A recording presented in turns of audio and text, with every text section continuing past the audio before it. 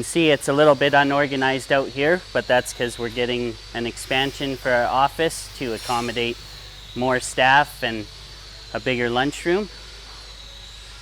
So eventually this will go back to normal.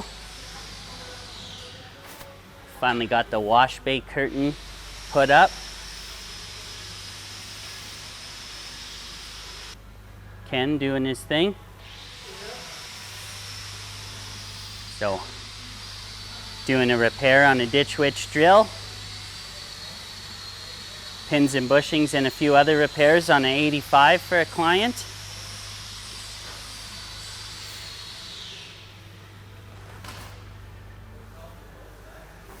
Resealing the control valve on this 180 excavator.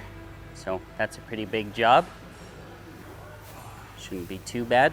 Have it back to the customer beginning of next week. Got a engine over there in the component room that we're rebuilding, or I guess supplying a replacement. This is the machine that the shear will be going on.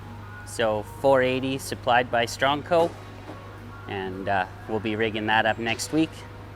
Just finishing up the greaser install right now, and then we'll be mounting next week.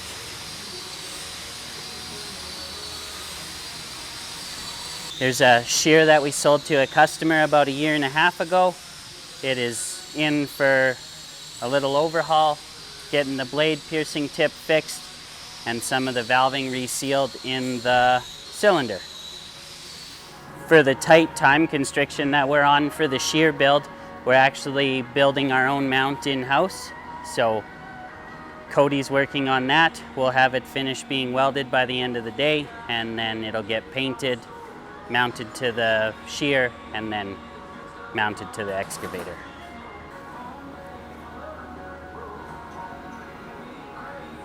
We're also building a 250 series top plate for a hoe pack as well at the same time.